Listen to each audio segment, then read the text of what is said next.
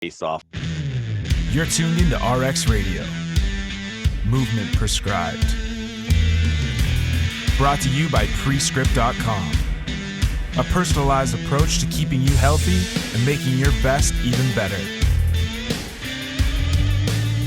Your hosts, Dr. Jordan Shallow and Dr. Jordan Ginta.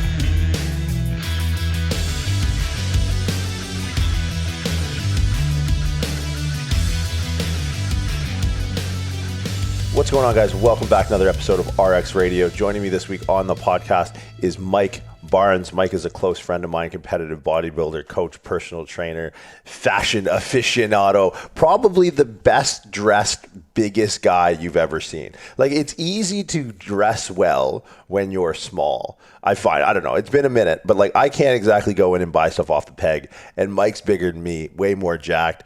And Mike has a way of actually dressing like a respectable human being that I am always in. And as crazy a physique as he is, I'm always most impressed by his ability to not only like pick out clothes, and this has nothing to do with the podcast, but I'm just giving him an open testimony for how well Mike dresses.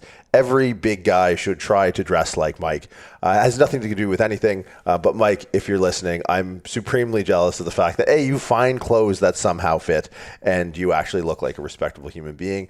Most of my waistbands are elastic as a consequence of getting into bodybuilding early. That's one thing I love about this conversation with Mike is most people, if you're anything like me, got into fitness through bodybuilding, right? That's just kind of like you saw big dudes in a magazine or on YouTube or however old you are. And that was just kind of like how you got into fitness, and then you sort of branched out from there. This conversation is entirely about bodybuilding and hypertrophy, which is great with Mike because that's definitely his wheelhouse as a coach. For those of you interested, if this spikes your attention and looking for someone to help coach you to put on mass, Mike's definitely your guy. He's someone that I consult with on a regular basis around hypertrophy training. So if you want, check out Mike, musclecoaches.com. So on Instagram, musclecoach Mike. I'll put it all in in the show notes, or it will be all in the show notes for you. Also hosts a really good podcast with a local bodybuilder, Robin Strand. So Robin's a IFBB pro from Toronto. Massive. These two together are probably the heaviest podcast on iTunes, Spotify.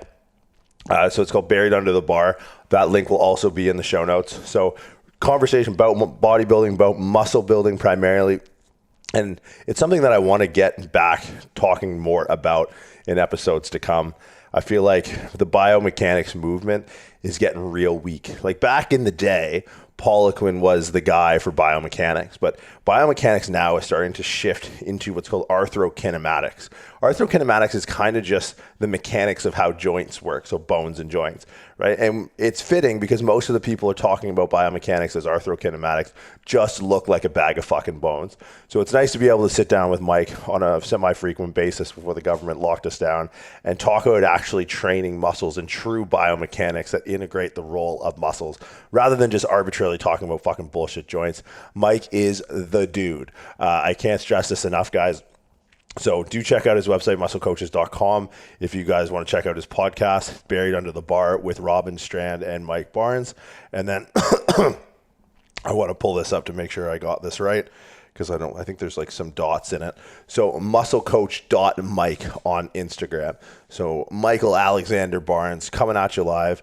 RX Radio, the most fashion forward meat. Again, it has nothing to do with everything. Maybe we should get into some consulting on how to have meatheads not look like meatheads. But guys, do enjoy the episode. Go give Mike, musclecoach.mike on Instagram a follow. And he's kind of your go-to when it comes to hypertrophy. So that's it for this week, guys. Do enjoy the episode, and we'll see you guys next week. Yeah, man. How you been? I've been pretty good, man. Been pretty good. Just getting back into training now, but everything's so different now. Like the way I train and everything, it's so different now. You almost start learning like so much, and then it's very easy to just be paralyzed by like knowledge, like knowing so much or learning. And I still don't know shit. Every time I start to learn or I learn a new thing or whatever, I take a new course, whatever your course, I'm like, oh, like, okay, I feel a lot more confident. I feel a lot more, I feel like my knowledge is it's pretty good. And then like, you start reading some more articles and looking at other stuff and you're like, holy shit, there's still so much to learn. And there's the thing with this like whole fitness thing is there's so many ways to skin a cat, right? Skin a cat. So, you can do it this way, you can do it that way.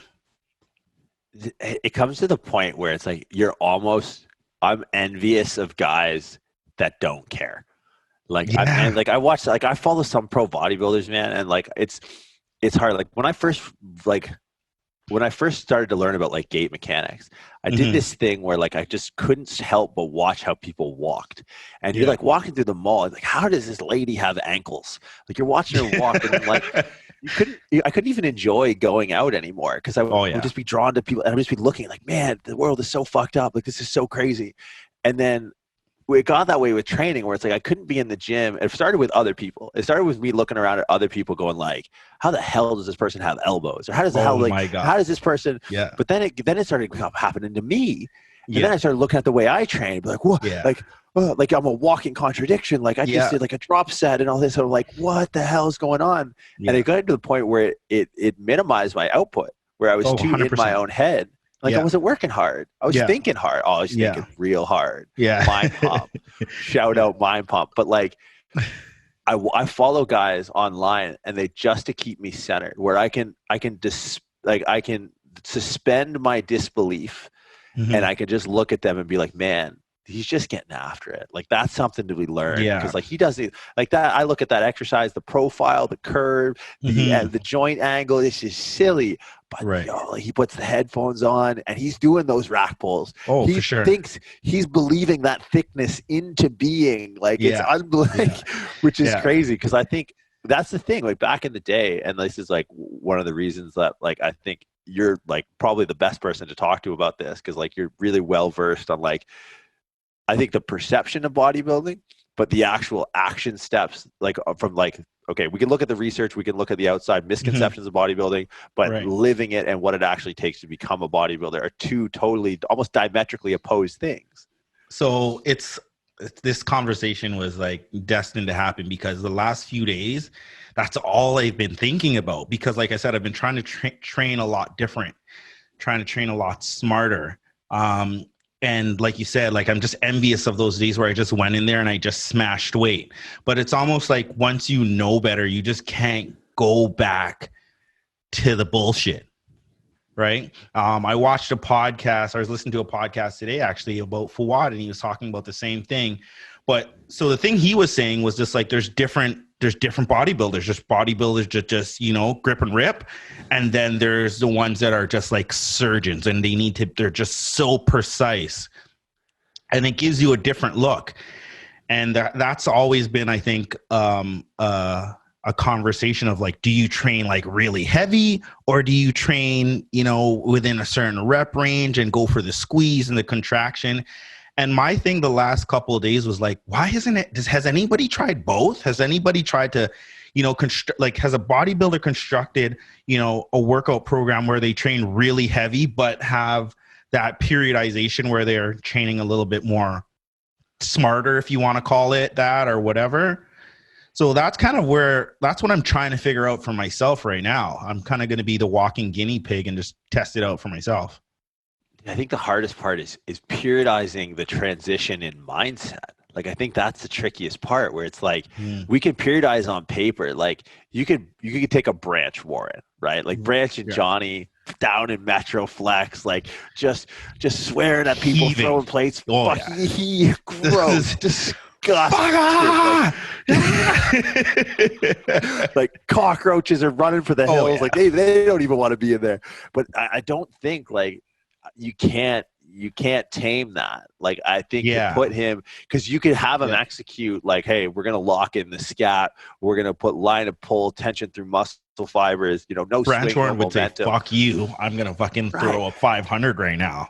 But I just think like, I think the one thing you can't, because the second you clip his wings, he's just, there's something paralyzed about the belief, paralyzed. Like he just wouldn't, even if in all, like, because in vitro, like in a lab setting, right? In a white coat setting, it should work.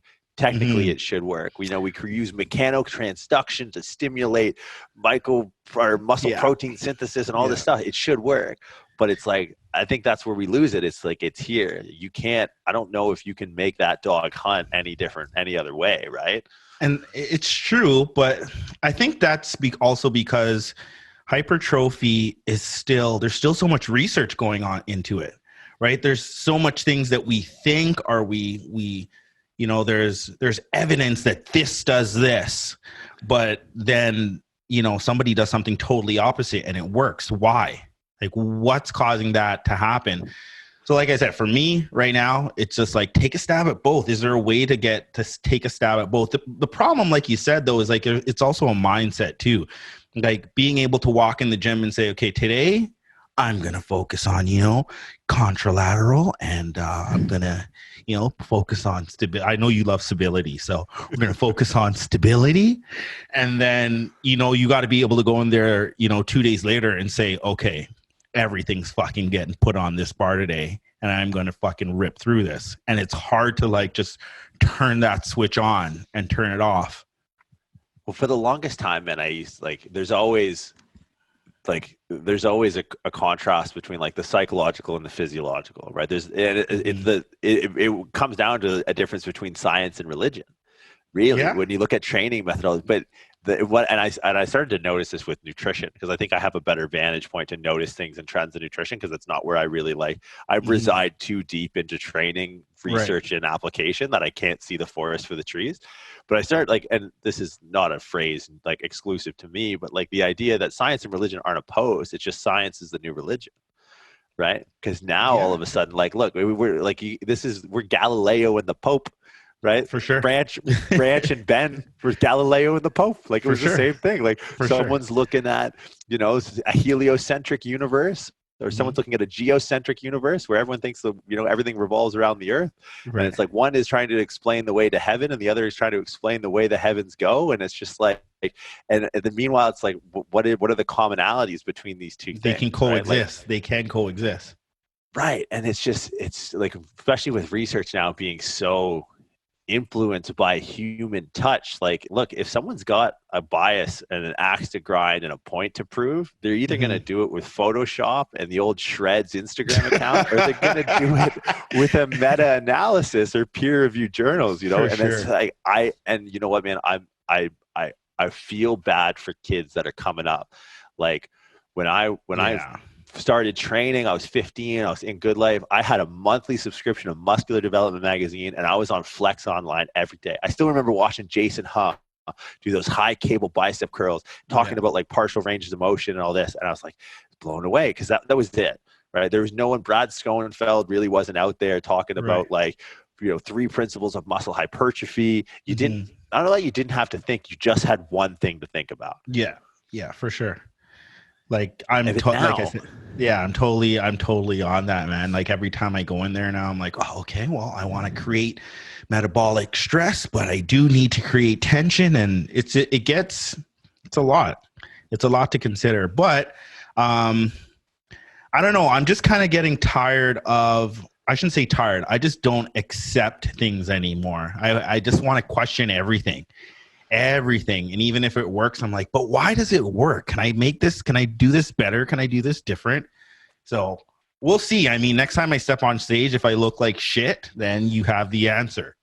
Yeah, and it's hard, right? Because a lot of people, because I think it's in a changing of the tide. Well, you'll have a bodybuilder now come up that's their training is purely based off of scientific principles, and there'll never have been a time because dude, I used to train. I look back at the way I used to train. And it's like, how the fuck, why did I do that? But damn if I didn't get really good results. Yeah. I showed Kayla a picture of me back from 2015, so 5 years ago. Mm-hmm. And she looked at me, she's like, you were fucking huge. Yeah. And it was I was training like a moron. Yeah. But I believed in that moron. That moron could do no wrong. So it's going to be weird to see the new wave coming through, the $6 million man, the Ivan Drago kind of approach to training, because it's just because one of two things is going to happen. It's either going to be this is it. This is going to blow it out of the water. We're just going to start seeing physiques we've never seen before. Or we're going to realize, like you said, there's so many ways to skin a cat. And like, it just kind of comes down to preference. And like you as a coach, and I think you can attest to this as well, like, it's just about buy-in. That's really what you're trying to peak. You're trying to peak buy-in. You're trying to peak confidence. Yeah. Right. Yeah. Peaking the physiological state is almost a tangential to the point. Yeah. Yeah. No, that's you're 100% right.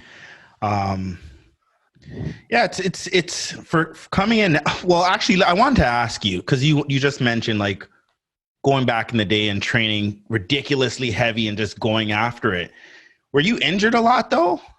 Like, do you find that you were right? Okay, good question. So that's another, like, that's a whole nother ball game. Because yeah, sure, I packed on a lot of muscle, but I couldn't scratch the back of my head before if I needed to, right? So yeah, I was like, I don't know, like I used to fall over a lot when I was 6 months old, but I was made of like gelatin, so it didn't matter. But like I remember doing supinated grip, strapped in, belt crank barbell rows, but it was with 315, which was like a pseudo deadlift / bicep tearing.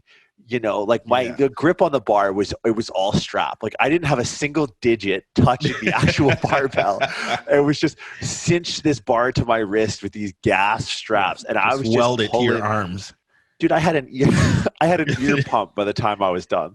Like I was pulling with everything. Like I was literally just anything that moved that bar in that direction, I pulled. And like I wasn't injured, but I was also young. And now it's to the point where it's like if I feel a misstep, like if like the breeze like blows the wrong way, like I'm out. Like I'm going the fuck home. Like I'm going home.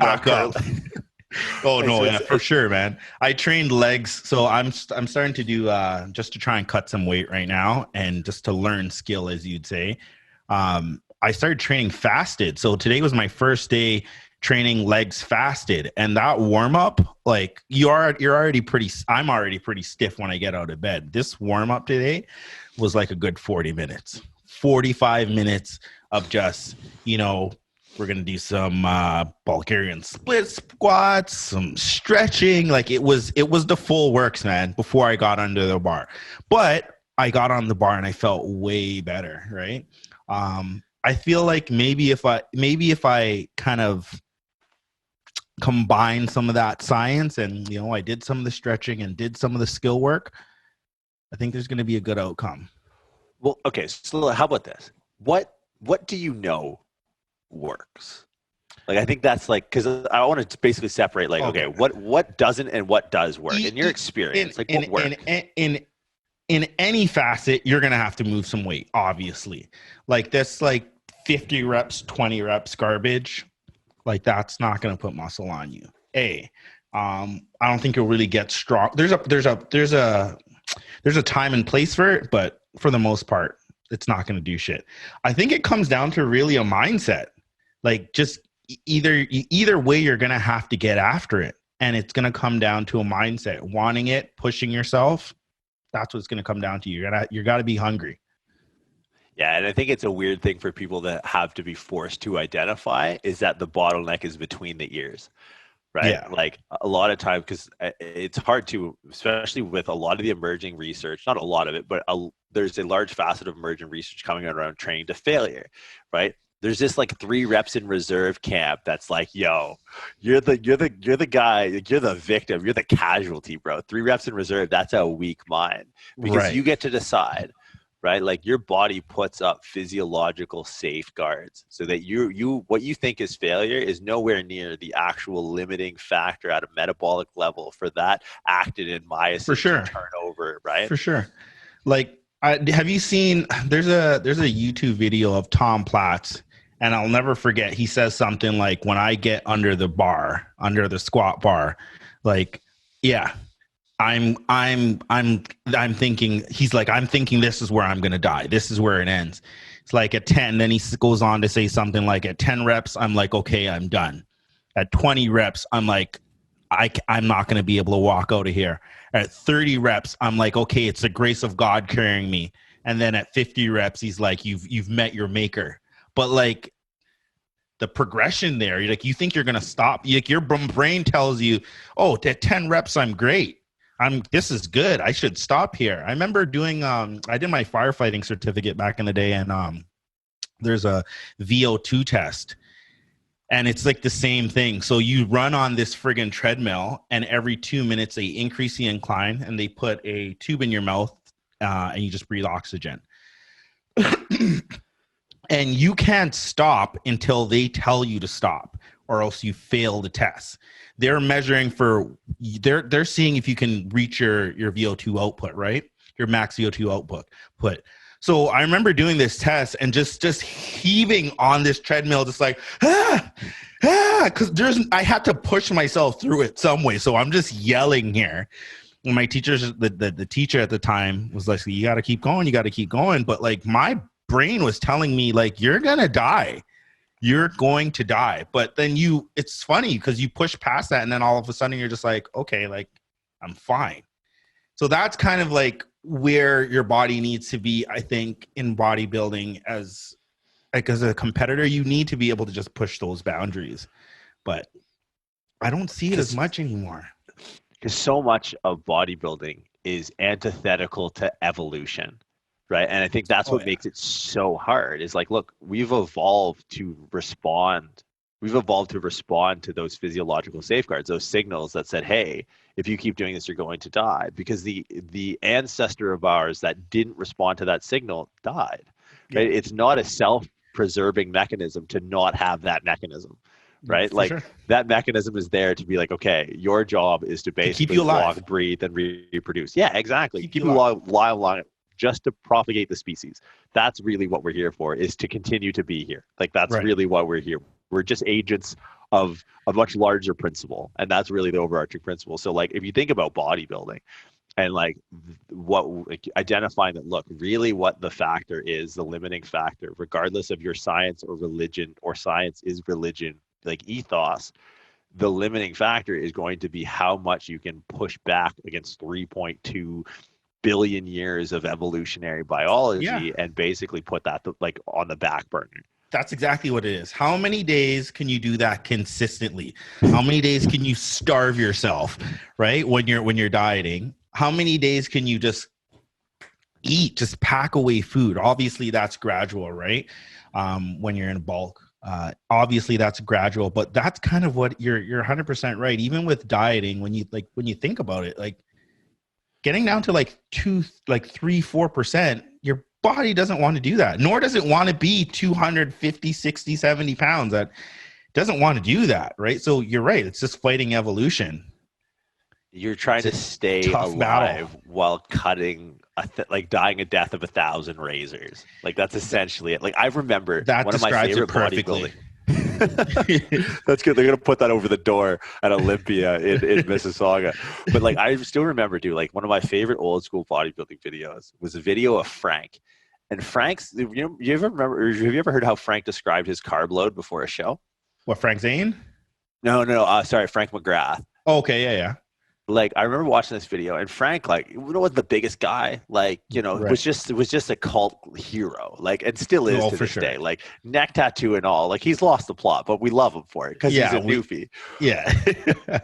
But like I remember watching, and it was a Tampa Pro. I want to say it was the 07 Tampa Pro, and it was kind of like in the heyday. He was in the mix, like it wasn't a mass monster. Got conditioned though, right? The veins on that guy.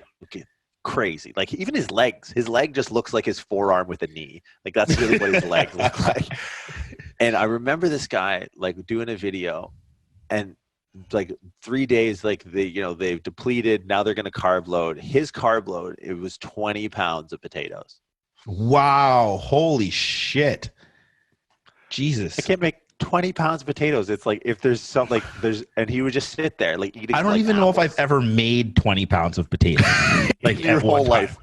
Just like for a week to eat, for a day, 20 pounds of potatoes is a shit ton, man. Holy. Like, that to me is harder. And maybe it's just for me because like it's easier for me to like go into a squat rack and be like, okay, let's go till we can't go anymore and see if we can go some more. Like, let's see, like, I've walked up to machines before, and like when I was younger, it was a little bit more prevalent. But I can still bring myself to a point where it's like, I wonder if I can kill myself on this.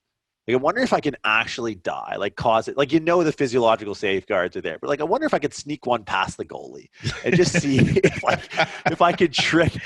But you can trick yourself. I can push, I think. And who knows, like, how far is actually like to the limit, but I feel like I can approach the limit of like the physiological boundary of like bypassing these safeguards. Like, I've torn a bunch of muscles, which like from a neurological perspective is actually you're tricking your nervous system into saying, no, one more bitch. Like when your Golgi tendon organ and your muscle spindles are like, hey, nope, dude, we're done. And we're like, one more up to the breach good for Henry VIII in this bitch. Like, we're going back over the foxhole. But I don't think, for me, like, I think my limiting factor would be, and it is, on the nutrition side, which is the part of bodybuilding that's like, that's so overlooked. Like, there had to have been times in a bulk phase where you're just like, I don't want any more food. Please. Every bulk, man. Every bulk is the exact same. And like I said, if you're doing it right, you gradually work up to it, right? But it still becomes the limiting factor. At some point, you're just like, I don't want to fucking eat anymore, right? And there's tricks around it. Maybe you can throw in a little bit of cardio. Maybe you could walk after to kind of get your metabolism going again. But at some point, it's just like, I can't eat anymore, man. And some people will be like, oh, you're a bitch or whatever. But then like, fuck, man. If you've been there, you know what I mean. If you've been there, you know what I mean. But okay, what's worse? Because like I remember trying to get over 260 in undergrad, and I was like, okay, I was at like 256 and it wouldn't budge. I jammed the food, like nothing would move. So what I did, I was like, okay, I'm gonna get a Delissio pizza, and I'm gonna add this to my diet every day. You were that guy. Day. You did that. First couple of days, yeah, man. Like, dude, I grew up in Windsor. Like, my idols are like Fuad and Frank. Like, this is I can literally remember. Well, because I remember going to the one of Fuat's first shows in Windsor that he put on, like not that he competed at, that he put on, and he had like a panel with Frank, and I think it was Frank, Evan, and Fuad, and they were talking about bulking, and then Frank said that like going into like bulking for the Canadian Nationals like way back in the day, like probably 2001 or something like that. Yeah. His diet in the off season was like pizza and like burgers and fries, and like that's how he bulked, like classic. Well, firstly, I'm lactose intolerant, so I would just shit that weight all off. I would shit myself all day and be back to square one. But it's not the first that I've heard that. I remember this one guy, like when I was just started getting into it, he's like, man, if you're having trouble gaining weight, this is what you do. Get a large pizza every night. Then you're going to pour olive oil on it. And I was just like, what the fuck? Are we being serious here? I'm like, this guy's got to be joking, right?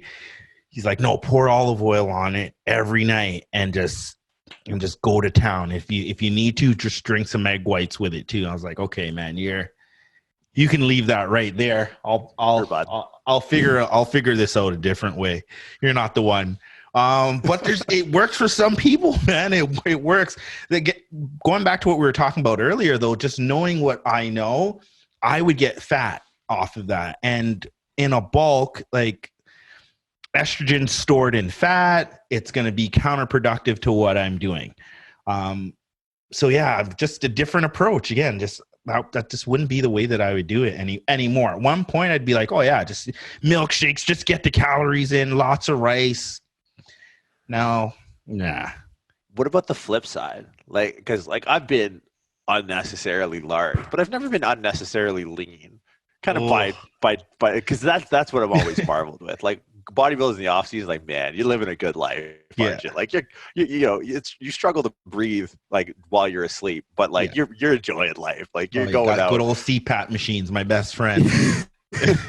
But like what I can't empathize with is like that last 3 week or 4 week push where it's like that. I think it's one thing to look at the Delissio pizza after the 4th night, and it'd be 1 a.m. and you're just trying to like via osmosis just jam this pizza slice into your face. Like that's hard, sure, but that's an issue of abundance. Now the issue of scarcity scares me. Like the idea that like you're hungry. Now if you want to talk about an evolutionary drive that's hard to silence, and you have food in the fridge but you don't get up, you keep your ass in bed, you keep yourself busy. What's that like? I'm like, it's hurting me even for you just talking about it. Just it sounds like just a traumatic experience that I've been through, and I'm just having images of it. It's terrible, man. It's fucking terrible. I'll tell you what, every show that I've done, at just like you've nailed it, at the 3rd week, I'm always like, I don't fucking think I'm doing this show. I'm gonna back out. I'll do another one. And every single time I just book, that's when I normally book like my show. Like I register and I do everything. So I'm like, okay, I'm locked in now. There's no pussying out of this shit. But the 3rd week is like the third week is really fucking shit, because at that point, it doesn't seem like that long saying, oh, it's only 4 weeks. But when you've been eating just fucking white fish and greens for like 16 weeks straight and doing cardio, like it's texture that you want too, right? So you want, dieting food is mostly just mushy. It's like fish, sweet potato, these veggies. There's nothing like crunchy, right? So for me, I want texture, and I want something to just taste different. 4 weeks out, that craving really starts to hit me. And I just sleep a lot. That's when I end up just sleeping a lot. If I start getting hungry, drink some water, go to sleep. Drink some water, go to sleep. Or just keep myself busy, pose, do whatever I need to do. Just keep myself busy, so that my shitty food becomes appetizing. Does that make sense? Yeah. Right? And then second week, I'm just like, okay, well, there's only 1 more week to go, and then I'll get some carbs back in, because you normally start carbing back up somewhere in the last week. So yeah, the 3rd and 4th week is just fucking hell, man. It's just, you've just do whatever you can to just not think about food. That's all I can say. Well, it's funny because like I've heard, I had dinner with Milos Sarcev in January in Australia, and he used to be Dennis James's coach. Yeah. Like, have you ever seen the movie Flight with Denzel? Yeah. So like he's like the alcoholic, and like John Goodman brings him all the yay, and like he's just like totally like a bit of a degenerate. Like he saved the day on that plane, but like and the day before the trial, he gets into like the unit next door in the hotel room, because like he can't be trusted on his own. So they empty out the mini bar in his hotel room, but the next door, and he goes in and just fucking goes spring break on it. Like just drinks everything, totally fucked up. Like John Goodman comes in and just starts like putting Coke in a cigarette and like tries to get him back on. Apparently, and I don't want to out Dennis James, but when Milos was coaching Dennis James. You're going to out Dennis James. I'm going to out Dennis James. Dennis James is one of the GOATs, man. Like the menace, like he's one of my favorite bodybuilders. Yeah. He's just like a mass monster, and came up in a generation of like, what I think is like the best ever, right? Like, you know, the Maryland Muscle Machine, right? Like Kevin Levrone era. Like there was so many bodybuilders there.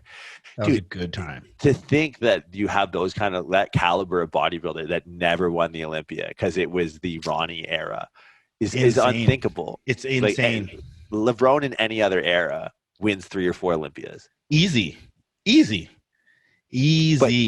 But James, what he used to do, and this is where Milos stopped working with him, and it's kind of like an insider story, but like he went, because it was a Grand Prix days, right, where guys were going on tour together, and like one guy would win one weekend, the next guy would win the next weekend, and like Milos like put like kind of like, all right, night before the show, shut her down, we'll see you tomorrow. And fucking Dennis James sneaks out and gets 4 cheesecakes from across the road. 4 cheesecakes. So like he was what like, are you doing? Milos what are you doing? He's like, this was the best Dennis ever looked. The night before the show, it would have been like those classic, you know, Flex Wheeler black and white photos, like next level. And he walked into the hotel room the next day, and there's just crumbs and shit everywhere.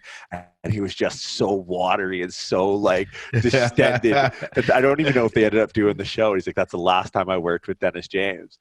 was when he snuck, but that'd be me in a heartbeat, man. I'd Shawshank it through the walls with a spoon.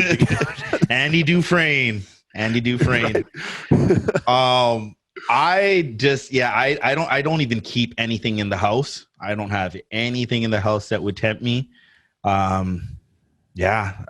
can't even, I won't even try. I would try avoid. I remember there's like where I'm at, in Oshawa, the Oshawa Center. It's a mall. There's a gym in there.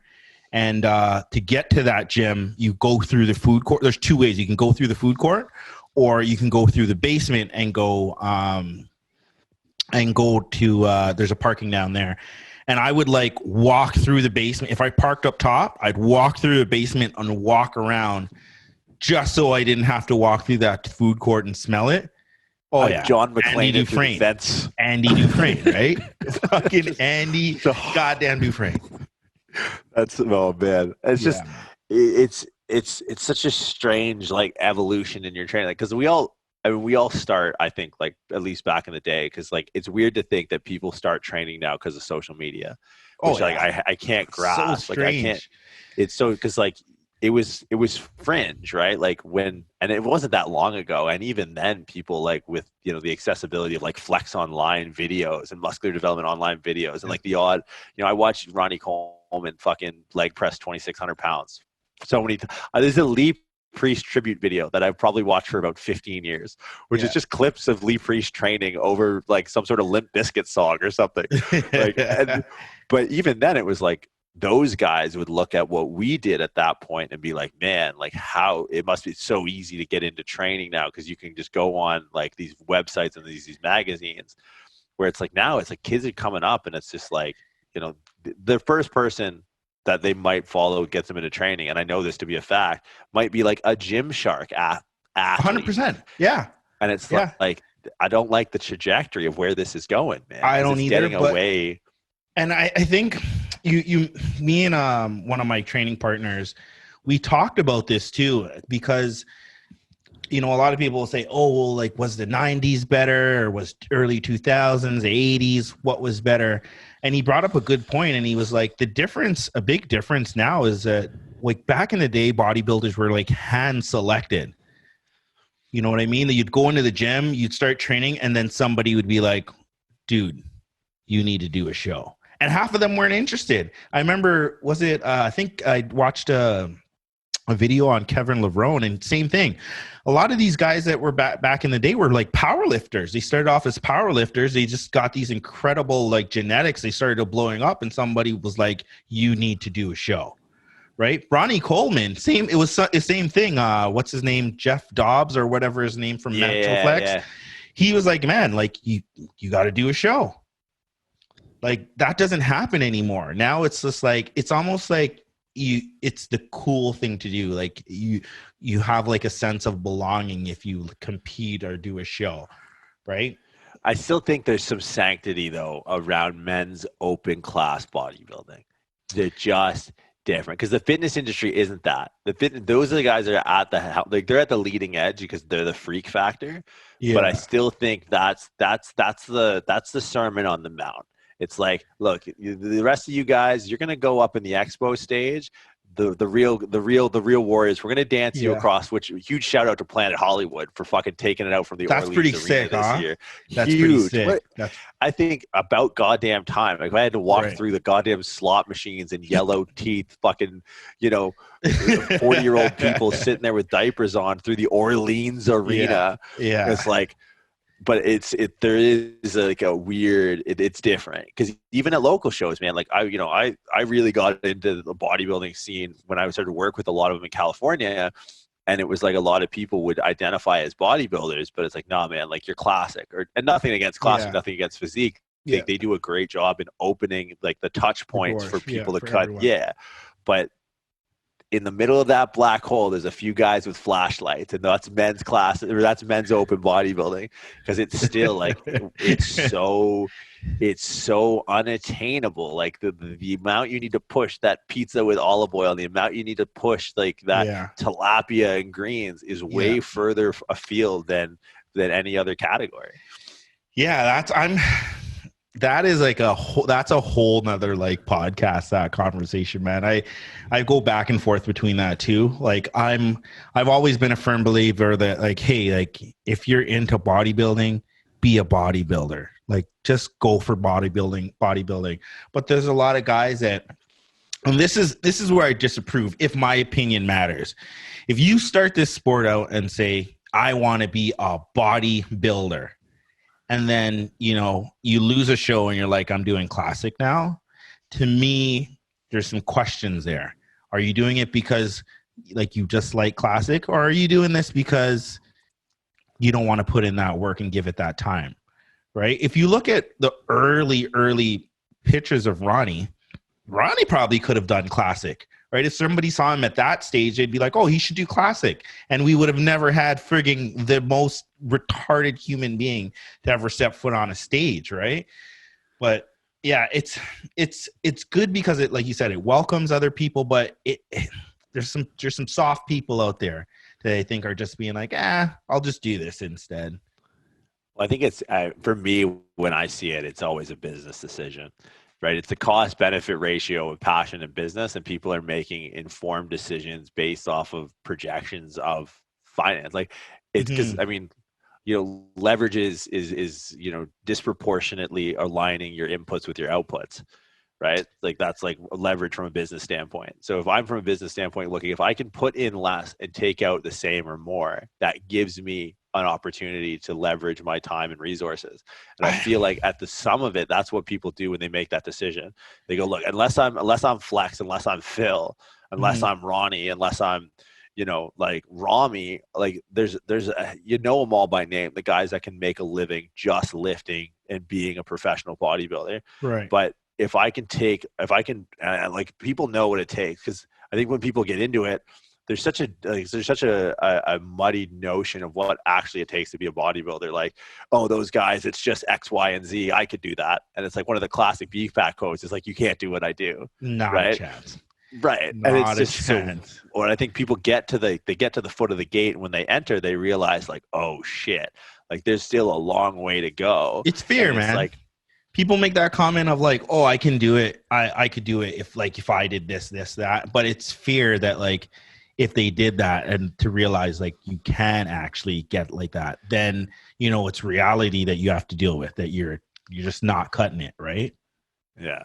And it's part of it is, I think, like, I mean, part of it is on the industry itself for rewarding I don't want to say lesser, but like, you know, there are kids with YouTube channels that don't even step on stage, let alone like, dude, I literally remember I was at Olympia 3 years ago, and I saw Tom Platz and Lee Priest walk by, like talking to each other. And I'm like, this is amazing. Are you serious? This is like an epic moment in history. This is iconic. This is like this is like Batman versus Superman. This is unbelievable. Right. And they had to weave their way through a line of someone waiting for like the alpha athlete booth. And like, no one stopped them. Like these kids wearing stringers, like didn't stop. And I went out to him, and I was just like, I bowed, which was weird because I never like, I was just like, I all of a sudden was like some sort of Japanese, like, hello, thank you, like, thank you, sir. And like, you know, Tom, you could see the fucking quads through his dad jeans and New Balance grass stained shoes, and like Lee Priest's forearms, and like, let alone the face tattoo. Like this guy, like, these are legends, man. And like, how disheartening it must feel to look at this. To look at this and be like, we built this, and this is the level of appreciation we get. Yeah. People like janitors. It sucks. I think like I see that too, and it's just like I'm upset for them almost.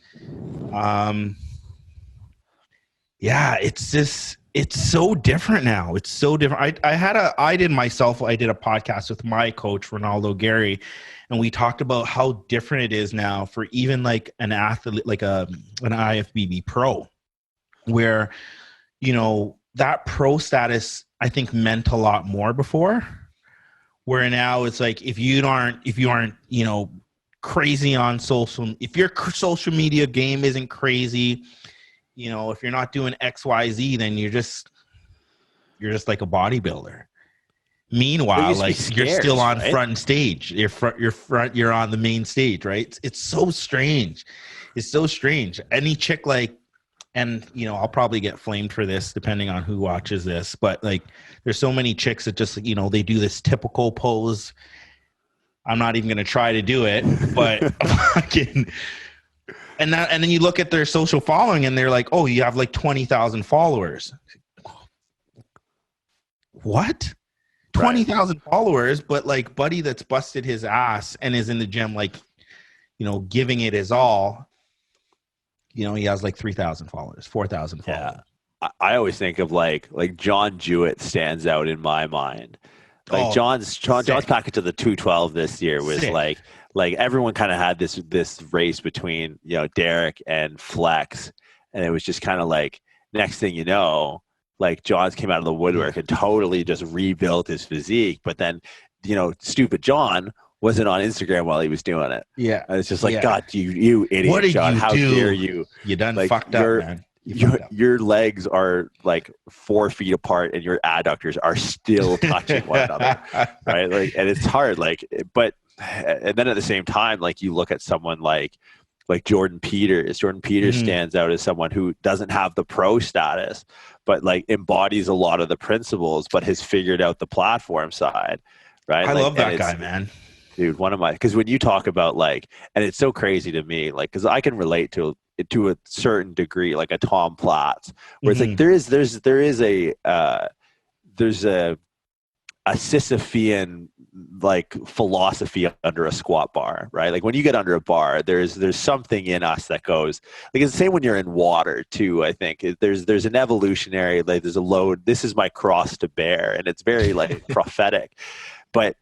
JP turns up for the hammer strength incline press like no one I've ever seen.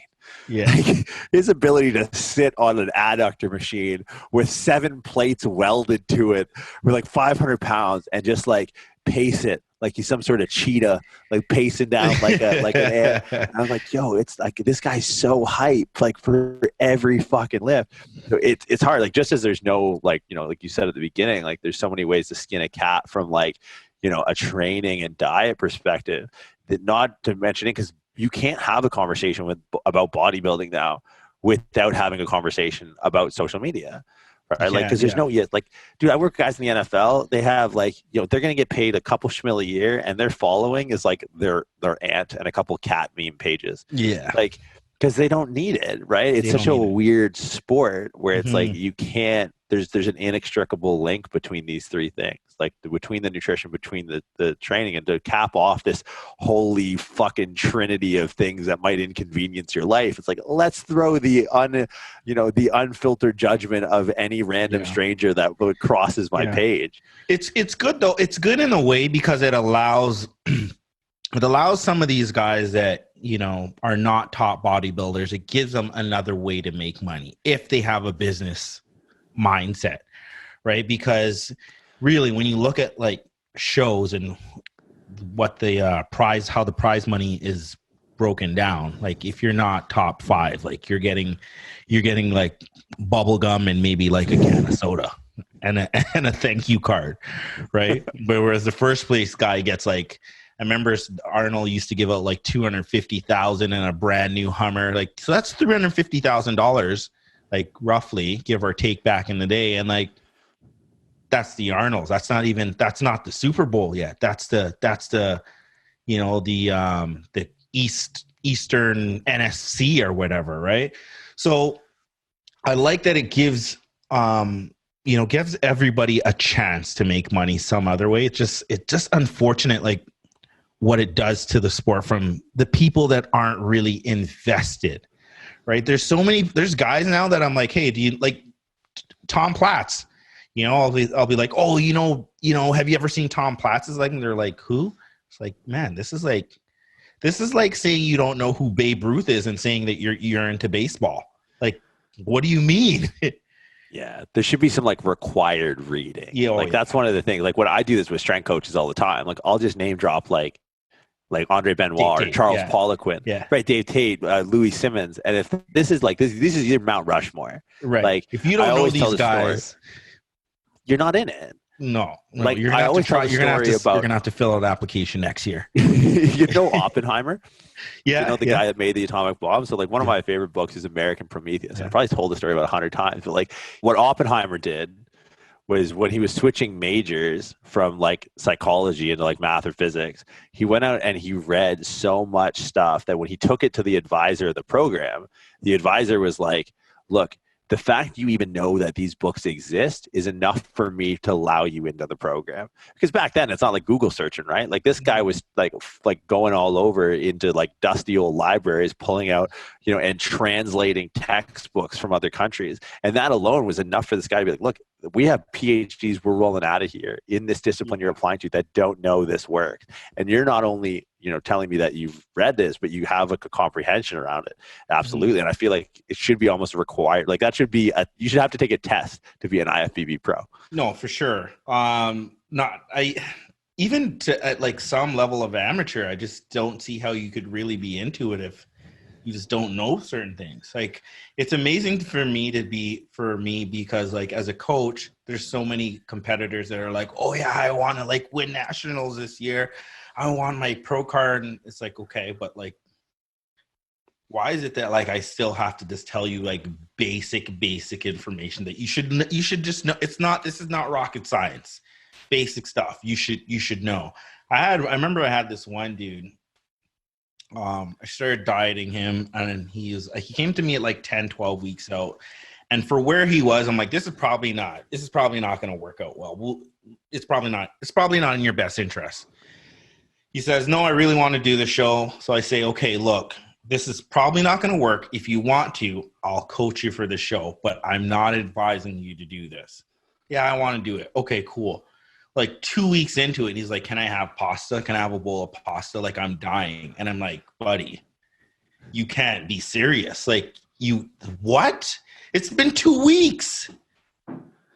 Yeah. I think too many people, because they can see the results so instantly that they fall in love with the idea of the result rather than like the required process, right? Because to a certain degree, like some people do a good job of documenting, and I think more so before, because like it wasn't romanticized. Like there's like it's a hard video to watch, to sit and watch fucking sunken face Frank sitting there with like a bag full of PEI potatoes and just like throwing them down the hatch, like just laying there with his feet up, like after check-ins, like just sitting there munching a potato. Like there's no life in this guy, but he's literally near death. But now it's like, you know, like in working in the online space, like you start to like, there are people that I hear of that like work in the fitness industry that I have no idea who they are. Like someone told me who Christian Guzman was the other day. I had no fucking idea this guy exists. Yeah. How I must be one of 7 people who didn't know who this guy was. He's got like apparently a trillion followers. Yeah, like literally they had to invent the word quadrillion just to describe how many followers this guy has. And I always think of any other industry, right? Like car manufacturers are well aware of other car, like Ford isn't sitting there going like, wait, Ferrari. Yeah. What? Like, what the fuck what does Italians think they're doing? Like, no, but in a competing space, there are just these weird corners and pockets that people can hide, but not hide. They can hide with millions and millions of people who know who they are. Oh, yeah. But it's like, to me, there's always the proving ground. There's always the litmus test. Like, if you're first call out Olympia, that should be like, if things were equitably distributed based off of effort and outcome, those would be the 5 richest guys in the fitness industry.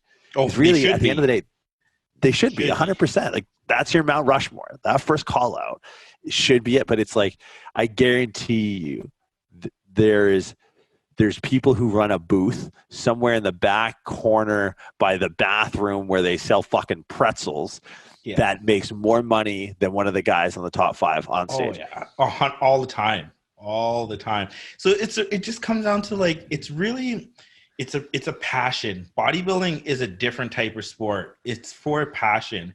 And the competition for bodybuilding, I mean, for most sports, the competition is actually before the show, right? The show is just kind of like the byproduct of the competition. The competition is being able, like we said, to string perfect days of like eating properly, training yourself, pushing yourself hard enough. That's your competition. The show day is just showing your game, basically, right? You play same as basketball. Like, think of basketball, like you play these 4 quarters at the end, the score, like that's your competition. That's competition day, right? So it's funny, like like you said, like the people want that gratification. They want to feel like they're part of that community, but they don't want to be in love with the process. That's bodybuilding. The bodybuilding is the process of when you step on stage, right? Yeah, it's almost like, think of a 100-meter dash, right? The podium at the end. If imagine like you just, bodybuilding is watching the podium. It's like watching the medal rounds. It's like, the 10 seconds before the mad dash sprint out of the blocks. That's the actual, like the 16 weeks in the gym, the 16 weeks in the kitchen, right? Exactly. Like it's such a bbackwards sport in that sense, where it's so like backwards. Yeah, but it's funny because like those who are into it, right? Like I think there's a certain universality when people are passionate about anything, right? So like, I'm sure when someone looks at Tom Platz that doesn't get bodybuilding, but is passionate about something else, they can transfer that experience into like whatever their domain of expertise is, right? Where it's like, the hard part now is that passion is so diluted amongst like, opportunistic business ventures and, shady marketing and supplement companies and YouTube and Instagram filters, that it's like, I still like to think that, there are people who are representative of like the more modern era who found a way to do both. Like you obviously come to mind, like JP comes to mind, they know the history, they know the homage paid to those, the greats that kind of laid this foundation. They have like a moral line in the sand and their focus is still the process, right? Like you can coach clients, you can work one-on-one, you can work online, you understand the necessity of a business mind behind that, but that business is driven as a byproduct of the passion for the sport. And the passion for the sport isn't something that is a byproduct of the outcome of like, turning a buck, right? Which I think a lot of people have backwards. For sure. For sure. No, 100%. You're right. Like that's, I think, there's the people that kind of just want to make a buck from it, and then there's the people that just want the social status of it. And a few people I get it all the time, actually. People ask me like, why is it that you want to do this? Like, why do you want to bodybuild? Why do you want a pro card? And at this point, to tell you the truth, the honest truth is it's to prove to myself. It's to prove to myself that I said I wanted to do something and that I could do it. And it's to prove to myself that, one day, I remember like years ago, I looked at a provincial show and I was like, holy shit, man, these guys they're huge. I could never do that. And then I stepped on a national stage and I killed it. So for me, it's just, again, it's proving to myself, like I can do whatever I tell myself that I can do. Well, that's training. Yeah, no, 100% it's training. 100% it's training. And like, just to talk about that a little bit more, again, going back to like competitors, when I train people, everybody wants a pro card. Everybody wants a pro card. And I find myself asking people this a lot more, just like, okay, well, I know that you want a pro card. Sure. There's a fucking trillion other people out there that want a pro card too. So what makes the difference? What's the difference of like person A and person B both wanting it? For sure. And I think the difference is the person that kind of removes that from her mind and just makes every day perfect and trains like they want it, right? Not training so much for the end result, but training, how should I word it? Just training to get better every single day, right? Just to get that much better, just marginally increase. And if you can do that, then your end result is there. But the focus is too much on, like you said, the buck or social status or like the end result, right? The focus needs to be on your training. That's my opinion, at least. Yeah, and I think the one thing that bodybuilding teaches you is when you start to stack up things, like in making these incremental improvements throughout a prep, that I think a lot of the things that's I don't want to say disheartening, but like for lack of a better, disheartening when people embark on like this process is they don't realize that, like anything, these small incremental improvements don't add up, they multiply. Right. Yeah. And it's like a lot of people really get discouraged, probably a better word. They get discouraged with the process because they don't understand like how compounding works. Well, the difference too, sorry, I didn't mean to interrupt there, but the difference too with bodybuilding is like, you don't get like immediate, you don't get feedback for your progress right away, right? Powerlifting, you lift that fucking bar, you're like, yep, I did it. There's progress. Boom. Right. You train, 6 months out of the year, you might step on stage and if like, you might think you put your all into it, but you might step on stage and look worse. Right. The other thing is too, like, you could screw 6 months up in like a week and like a day of bodybuilding. You drank too much water. You didn't take the right thing or whatever. And now your 6 months just went gone. Right. Yeah. I always have like the greatest amount of respect for guys at the top that like Phil, like when Phil lost it and won it back, like because the fall from the top is so much higher. Right. Like I always think of like Dennis Wolf. Dennis Wolf had a streak where he came out and he was like a freak. Like everyone thought he was like next Arnold, super tall, big, thin waist, wide, like was just dwarfing guys on stage. Like, you put him next to Marcus Rule. You're like, Marcus Rule looks like a fucking bowling ball. And then he just started to just string together like, some bad showings at New York Pro, bad showings at the Arnolds, a bad Olympia showing. Everyone's like, what is going on with Dennis Wolf? And then all of a sudden a fucking resurgence, right? Like I always think, cause it's one thing to like, to be at a local show and like, do a 6 month training or switch coaches and not really figure out the timing or like, you don't really take on responsibility. It's another thing too, like the higher you climb, the more that fall is, and to see someone like be able to recalibrate. Cause like with powerlifting, you can recalibrate very quickly. Like I'm training too much and I'm getting weaker. This is antithetical to the point, but it's like not knowing what's on the bar until you're at the meet. Like someone's loading all your plates for you. Then you get to the meet. You're like, what the hell? Like, what have I been doing for the last 6 months? This is such a discouraging process. I've been killing myself and I'm worse. This sucks. Yeah. Measurable progress it makes it pretty difficult. But I mean, having said that, that's part of bodybuilding too. Like the unfortunate part, and I don't mean to shit on bodybuilding because it's my sport and I love it, is just that I find that bodybuilders get so married to their style of training, right? So that they may train one way or do one thing or do a prep one way and it works out. And then they're like, it has to be that way every single time, right? And then that's where like they don't look as good the next time because your prep is kind of like your byproduct of your off season, right? So what happens in your off season is going to tell you what your prep is going to look like. And some guys are just like, they want to do the same thing over and over and over. And that progress is just not there, but they don't see it until like 9 months later. They've worked their ass off. Yes, but they didn't really work smart.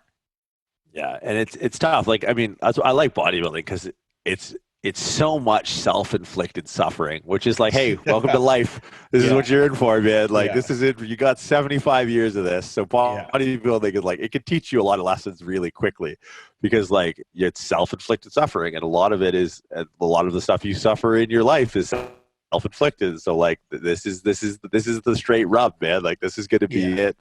This is the way it's been and the way it always will be. But like, I think you can learn a lesson because I know guys that again, they don't adapt, right? They always try and optimize like, oh, I'm going to do this prep the same, but I'm going to, it's going to be chicken instead of fish. It's like, okay, dude. Yeah, like, exactly. Or they work with the same coach. Like I know a guy, I'm not going to name his name because I don't want to out his coach, but like his coach got him from the national level to the pro level, right? And now all of a sudden, like this guy's, top contender, but fuck, he can't nail it on the pro stage. He always like 4 weeks out, this guy's deadly. Like everyone's looking over their shoulder.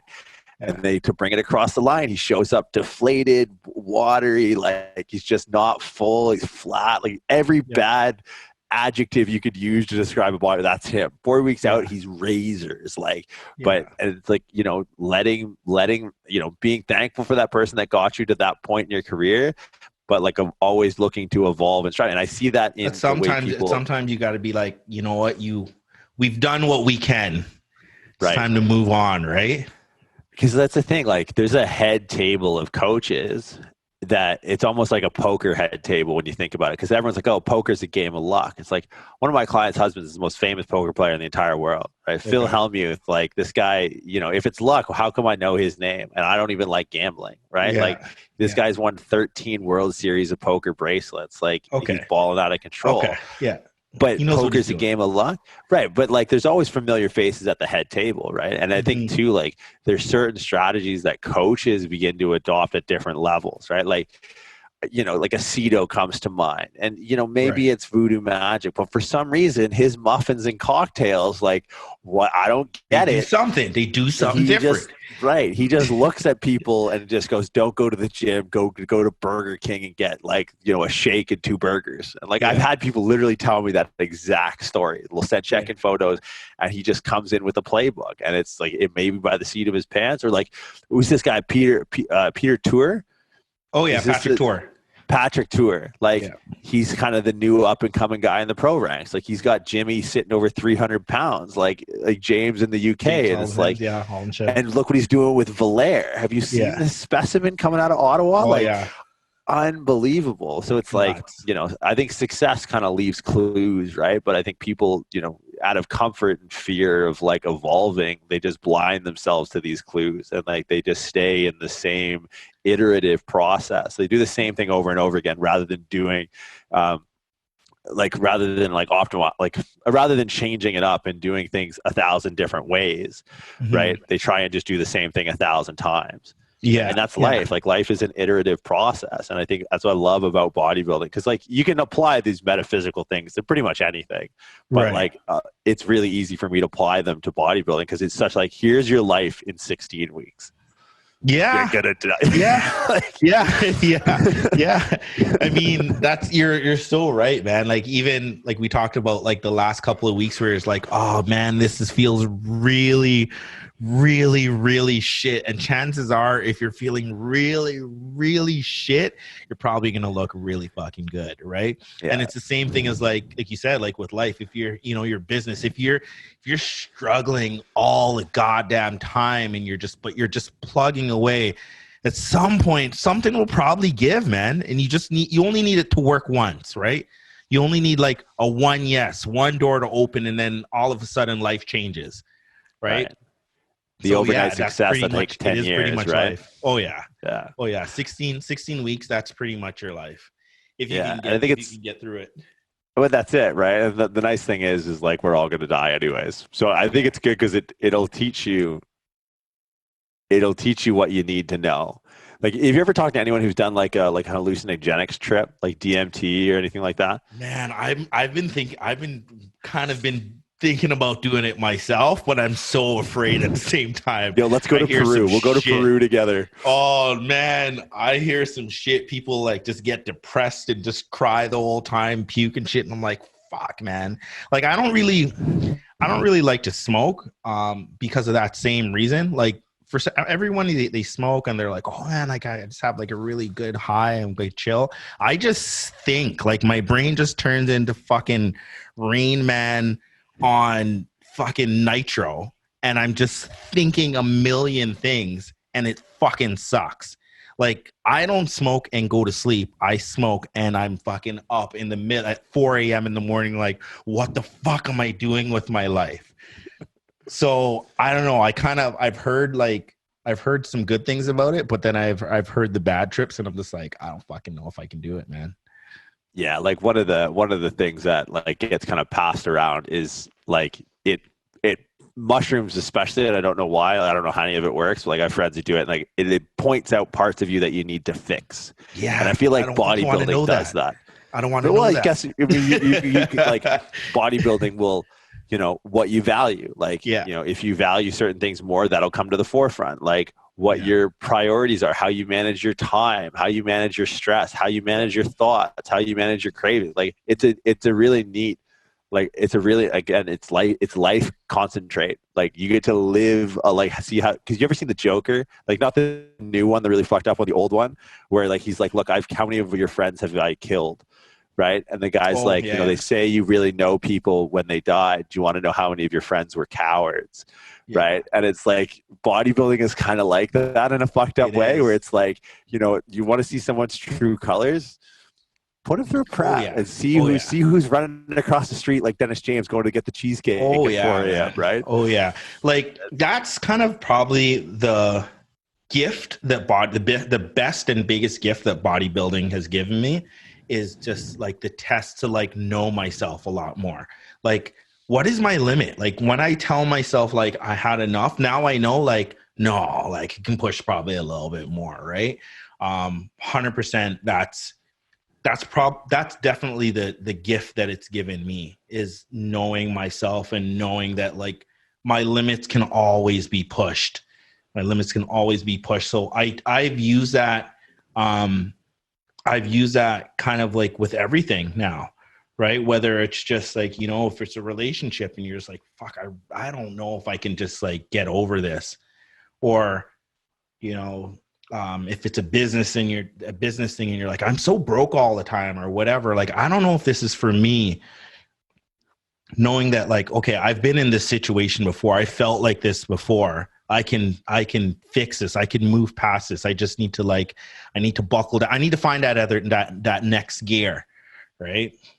Yeah. And that's what I like, man. And that's like, I think the cool part about social media and like the current state of bodybuilding is like, you get to hear the stuff behind the scenes that you didn't really get to hear before. Right. Like I think you and Robin do a great job, because when I think of like real cerebral, like, deep thinking bodybuilders, like you and Robin are two dudes that I've met that like probably have like, that kid is, he reminds me of like a little Ben sometimes. Not a little, he's fucking massive, but it's like there's an awareness that comes to it, like if you can let it in, right? Some people just there's two ways out of it. Like, we operate in this pseudo state of consciousness where it's like there's two ways out. Most people take a more unconscious route, and it's beer and NASCAR, right? So they palliate the suffering of life with just removing all responsibility from it.